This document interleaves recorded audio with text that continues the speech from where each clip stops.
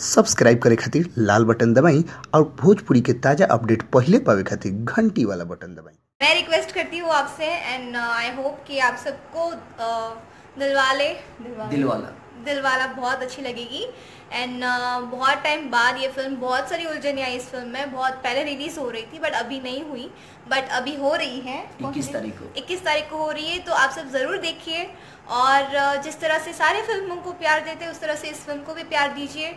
और इस फिल्म के डायरेक्टर है सतीश जी, जिन्होंने निरहुआ हिंदुस्तानी बहुत हिट दी थी और हमारे निरहुआ रिक्शावाला 2 बहुत सारी काफ़ी फिल्में दी है।